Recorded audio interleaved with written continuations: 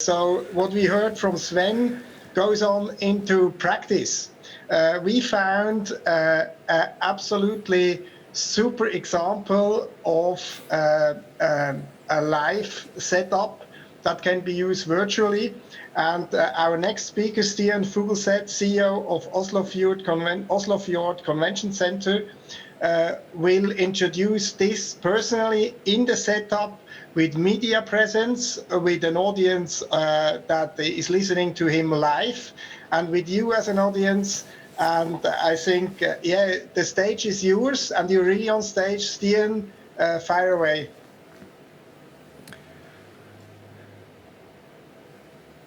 Thank you for the introduction, and thank you, ICCA, for the invitation. I am Stian Fugelset, CEO of Oslofjord Convention Center, and I was asked to talk about our last invention, the hybrid interactive studio, which I'm really proud of. But before that, I want to make a short introduction about who and what we are, because located far in the north, in the magic country Norway, you will find Oslofjord Convention Center, which is beautifully located at the fjord south of Oslo. We have a plenary capacity for 6,000 people and 2,500 hotel rooms and apartments. And I believe this is the biggest hotel in Europe, actually. In addition to that, a sports arena with 2 soccer fields, 1 multi-hall and 1 ice hockey arena. And of course, a great outdoor space. So Oslofjord is more than a convention center. It's more like a convention village. And you may wonder, what is a convention village? Actually, we have an ambition to define a new subcategory to convention centers that we will call convention village. And I will highlight some significant criteria for how to define that category. First of all, you need everything in one place. You need the meeting space, the accommodation, the food services, and the activities. And without walking distance to other attractions, that is quite important to keep all the participants together all the time. We believe that a convention village must have a large capacity, both in plenary and accommodation. If you say village, that means large. And talking about transportation, we think it's more valuable to use the time in between for relax, talks, fellowship, meetings, rather than sitting in a bus or taxi between meetings and hotels. And the village must be safe, secure, and have a healthy and sustainable environment. So Oslofjord is a convention village. We are now in the last phase of a big construction project, which will be completed in 2022. And the last building that will be set up is a meeting center with 6,000 square meters of meeting space. And of course, we are still fully operational under construction. And then to technology. Technology is very important for us in 3 levels. And I will skip 2 of them very quickly, but this is first planning, production and operation software and technology. I have 2 examples here. Ungebok system for planning of events, thank you Manish, and also workforce planning system as 2 examples of more than 80 different IT systems and technologies that we have to use in order to make this site operational. The next level is guest interaction. We want to take care of each single guest and interact with them by providing information, communication and commerce. This app, which you see here, is developed for Oslofjord specifically and can be customized for different events and customers. The third level is attractions and experiences, which brings me to the topic of today. And what we think is very important is that gathering people is something special. Oslofjord is an instant community which enables a boost for participants and organizers. Our guests experience that they belong together, that friendships are formed, and that they become proud of what they are, do, and have together. So we believe in the physical meeting first and foremost. A few months ago, we all faced a huge threat to that. Norway locked down March the 12th, and at that time, we had a problem. Because 3 weeks later than this, 10,000 delegates from around 60 countries were to attend their Easter convention at Oslofjord. And this association has 7 annual events here, so it was imperative for us to find a solution that reduced the problem as much as possible. Actually, we built a hybrid interactive studio in 3 weeks. That's quite good, I would say. And we had a big challenge, as you heard, and we sat together, both the organizer and Oslofjord, and found a good solution. We used our plenary hall, where I'm standing now, and worked for 3 hard weeks, as I said, and had a great success. The solution consisted of 5 important factors. An innovative organizer team was extremely important because they were willing to think in a new way, as we heard from Sven here. In addition to that, we have skilled in-house technicians, a very good team that knows the customer, they know the site, they know their equipment very well, and they could very quickly dive into this challenge. We have a lot of in-house equipment from before the crisis, so we used equipment for about $3 million. And we had to add some new equipment to that, around $600,000, to make it complete. And the 5th factor is the app development, which is very important because to give the participants opportunity to interact as much as possible with the program, still spread around the world, is important. So we built in the app a check-in for the actual event, so they can push a button and then they are checked in. And when they check in, their location around the world will appear on the big map behind me as a GPS location. They can also, in the app, watch a live stream from the event, and they can see how many participants that have checked in together with them, so they get a feeling of a community.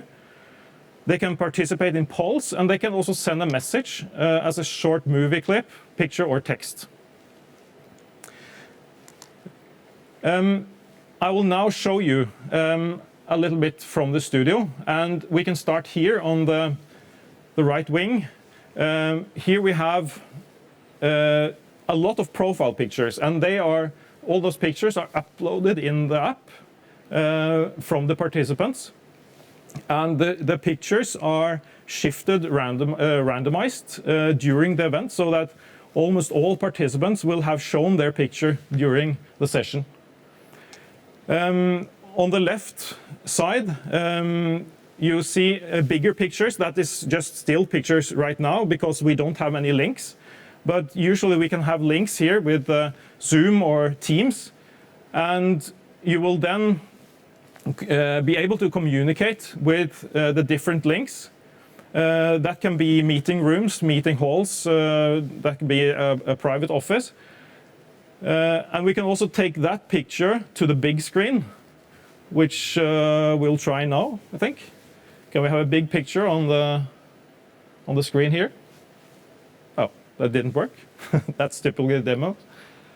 But anyway, this big map is showing the world map, and for each checked in delegate, you will have one single white dot on the map that shows where they are located in the world. So the record here is 12,000 checked in delegates at the same time. That was in the Easter, I think. On the other side of the studio, we have the audience part, and right now we have 40 chairs. I have 25 of my wonderful colleagues sitting here now. That's only a few of them. And you also see some monitors here. I have a presentation in the center and also the screen from the Zoom meeting. Okay, I will show you some, in the end, some other use of the studio. We have also made some augmented reality concepts that is enhancing this digital concept a lot. We heard about from Sven to make content, to help the clients make content, and we think that's really valuable to have skilled people in-house to make that kind of concepts. We are also working on expanding the studio. It's quite flexible built, so we are now planning to make another concept that can expand in number of chairs in line with the easing of the COVID-19 restrictions, so that we can have not 40 but maybe 600 people at the same time. Again, we believe in the physical meeting, of course, but when this terrible virus is under control, we are ready to combine the big physical meetings with new solutions that we have learned through this crisis in a way that is really exciting. So I personally believe that the future is a combination of meeting physically together and at the same time reduce travel time costs, save climate and environment, and enhance the experience actually. So it's a bright future, but we have to use the opportunity that this crisis gives us, which I think we have done already, but we will still go on and be innovative in this case, because this is only a start. We know it's a hard time for us and for everyone, for our industry. That's why it's so important for our industry to stand together united during this pandemic. And we choose to be optimistic, and we'll meet again. So again, thank you so much, ICCA, for the invitation, and I hope this was useful for many of you. And if somebody wants more information, feel free to contact me anytime. Thank you. That was the nicest part. We will meet again. I think that's the point. We're all waiting that, and we will look forward to the end of the session where we have the question waiting for you, Stian.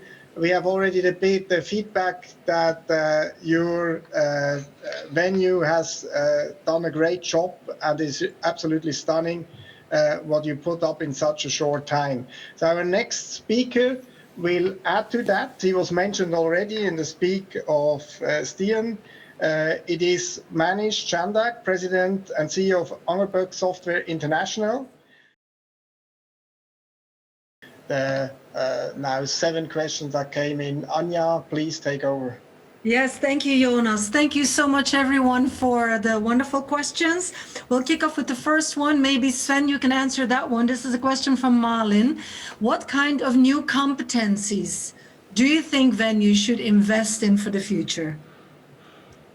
That's a really good question. I think that the skill sets we have within venues need to change. I think digital is going to be one of them, but also it's going to be multifunctional. I think there was a time when I was an operations manager or a catering manager or something like that. But as Manish put it, that's no longer our role. Our role is going to be, indeed, you give us the content and we manage the delivery. And so what we need is a multi-channel skill set which allows to deliver excellence both on physical events and digital events. And that, in order to do that, we need to be very humble, very agile, and that's going to be a complete transformation on itself. Thank you. Jonas, next one. Yeah, this is from Ernest. Ernest already apologized. He has a row of questions. The first is to, the first is to Stian. So is Oslofjord planning on having the virtual space as a permanent component of your venue space? And then it's going on with should venues with virtual and hybrid spaces consider having as part of their long-term event space that offering? So please, Stian. Thank you. I don't have a clear answer on that actually, but I would guess that it can be necessary to have a fixed space or a permanent space for studios. We have, as you saw, a multi-site or many buildings and functions on the site. So I believe we have the possibility to follow the development and actually use some of our space to like a more permanent studio. That will be possible. But that said, our plenary hall will be equipped like a mega studio, so that I'm not sure that the small meetings will be our primary setup, but more to gather many people at our place in a hybrid interactive setting. But maybe some smaller studios in addition to the plenary hall can be a solution. I don't have a clear answer, but we have the possibilities to develop that along the line. Okay. Thank you, Stian. Then one for Sven and Stian. Maybe Sven, you can address it first. This was another question from Ernest. What, in your opinion, are some of the challenges and pitfalls for venues to hosting virtual and hybrid events? I think one of the challenges that, well, one, let's be clear, venues for the moment are suffering from revenues. And so they need to decide the investment budget they got left, where do we put it in, right? And I think the challenge is, and the pitfall is, the challenge is, where do we put our money in? The pitfall is, trying, and that's what I mentioned earlier, trying to replicate physical into virtual. I think what Steen is showing is a great example of how you need to invest your money. It's future forward looking. It's really saying, okay, this is a way we can deliver and create value for our customer. So this is the way we need to do. But don't try, in my view, try to replicate physical events into virtual, because it's a very, very different setting. Mm-hmm. Okay, thank you for that. Steen, do you have anything to add to that question? Yeah, I fully agree with Sven first, and an addition to that is to actually invest in new knowledge and expand the team with new kind of knowledge. I know, for instance, that link technology and link setup and producing hybrid events is quite something else than producing ordinary physical events. So actually to expand organization in addition to build the physical part of it is a challenge. Thank you. Over to you, Jonas. Yeah, the next is coming from Diana, followed by Ernest, but that's okay. I think it's good to have a lot of questions following the others. I was thinking the same questions also. So Oslofjord again, maybe Manish can put in some words either. There is, where did the initiative for your app, web app and engaging technology come from? And was it a leadership decision? Did customer demand spur it? Do you have great talent at the venue village that drive this innovation? Where does it come from? Yeah, to be clear, we have two apps actually. We have the event app, the participation with the streaming and polls and all that. That is a very customer-driven idea, I would say. But the conference app is a more Oslofjord idea, which is developed here for many different customers and guests. So, but everything is collaboration together, teamwork, creative teamwork is of course very important to make advanced inventions like this, because it's not a work of one person. It's more like to have many competences around the same table, I would say. Manish, you as a techie, would you add something to that? Absolutely. I think it's a significant undertaking for a venue or somebody to develop an app or technology like that. However, I feel like there are many available. And so where I would start is collaborating with your suppliers. because like in our instance, we create the platform and then we brand it or we make those available. It's probably the first place to start, just to see if that investment is going to pay off. Work closely with the supplier on different opportunities, see what you really need. And after you've actually done that a couple of times with a partner or somebody, then you can sort of say, look, I can go beyond this, or I can do something different. But I think developing an app or something like that, unless you have a really good talent, is difficult. It seems easier, but then you also have to make sure that it's continuously enhanced and maintained on an ongoing basis. And those can be sometimes challenging. But I feel like there are plenty of apps and partners out there who can probably get you there much more quickly, so you can experiment with it and then decide if that's something you want to do or not. Marish, in that same line, there's a next question with regard to what you've just shared, that it depends on your applications and you should talk to your suppliers. But this one asks specifically whether there is a must-have for venues and event organizers with regard to digital events. Well, I put that in two buckets. The first one is giving the confidence and having the plan B, which is that we need to make sure that the technologies of social distancing, visitor tracking, and as well as making sure the venue is safe, I think those are primary, right? Those have to be there so that on-site events can happen, or at least organizers and visitors can commit to coming on-site.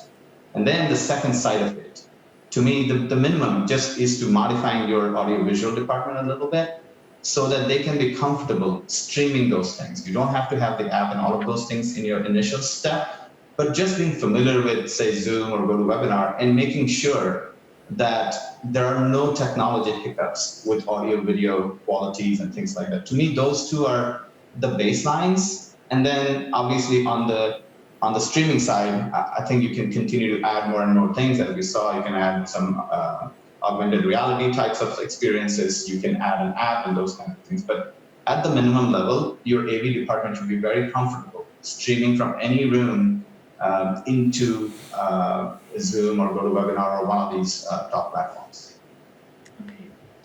So the next is going to Sven. You mentioned that we can learn from others. What can the others learn from us? So what's in for the gamers, the TV producers, the sports entertainment industry, and what can they learn from us? Sven, have you an answer to that? You're on mute. Sorry about that, Jonas. I think the learning point and the offer we have for TV shows or for even sports who need to do things is that we have space. We have massive space in our venues. So there's no reason why all of a sudden we can't use that space to indeed produce TV shows, produce sports shows, invite people to our venues and explore the possibilities we have. I think that's the thing we can give to them. What we can learn from TV shows is actually how you produce the TV shows, because as I mentioned, classic conference is theater play, we need to move to a TV show. So I think there could be clear partnerships whereby we learn from them, and in exchange we give opportunities to them. Fair enough. Any of the others? I think Stian, you run sports event, manage, you provide software to them. Would you like to add on that? I think as mentioned, the venue facilities are fantastic. I would say that make them more inviting. I would say during this phase, don't worry about costs and rents. We just need more people in the venue. And I think that's, to me, is crucial. So for example, even for the studio experiments that, for example, Oslofjord is doing, I wouldn't lead there with what would be the cost of doing this at our studio. I would just want organizers and others to just come and experience it. I think that to me is crucial. The venues have, they just have so much infrastructure. And the key for us is to get more and more people to experience it. And a lot of times people can't distinguish between experiences that they can just create on their own or outside versus what a venue can create. And sometimes it takes a little bit of experiencing to really appreciate that. And I think we're used to with TV shows and others, just the kinds of transitions, the sponsorships, all of these elements that we can add in to make that experience better and better and better, we will learn, but we'll only learn if we continuously do it. We won't learn it the first time we do it. So I would say that remove those barriers, make it very welcoming, and think of it as not as revenue generating right now, but as learning. That would be my sort of suggestion, because to get to those levels of production, we can get there if you just do it more often. Okay, Manish, just one last time. I think we have a couple of more minutes left for the last question. If you could just really very succinctly answer this one, which is how do we manage the GDPR issue with regarding to sharing attendee lists? Well, I mean, I think we all have to be careful. As long as we're sharing the attendee list with the intent of help, and that is very clear, I suppose we can do that in partnership. GDPR doesn't say, I don't think, and I'm not no expert, but I think we could maybe digitize those names and numbers, so we're really managing it by numbers. But for the purpose of visitor tracking, managing flow, we do need to know how many attendees and where they're going and who's interacting and all of those kinds of things. So if the partnership does not allow the GDPR transfer of those attendee lists, and if you're not super careful with deleting that list after we're done with the event and all of those kinds of things, then we can probably look at anonymizing that list. Because what Venue doesn't necessarily need is which specific person is coming. Venue needs to know how many and in which category and where they're headed, and to be able to manage the flow and that experience. And in case there's an event, they need to be able to go back. Thank you, Manish. I think it's time for us to wrap up. Thank you so much. We heard today about venues must become more content incubators, and we must facilitate as a venue the purposes and goals depending on the purpose and goals, facilitate different formats and shapes, whether it's snackable content or deep dives. Our imagination was boosted of how that can be done. Thank you, Oslo, for that. And then we learned from you, Manish, especially how our technology must be stepped up and how we must collaborate with our partners, with our suppliers, with our organizers to make sure that we do have a plan B so that plan A can actually happen. Thank you, Sven Bossus. Thank you, Stian Fugiseth. Thank you, Manish Shandak. Thank you especially our sponsor, Angerbook International Software, without which this session would not be possible. Please do not forget to fill out the survey after this session.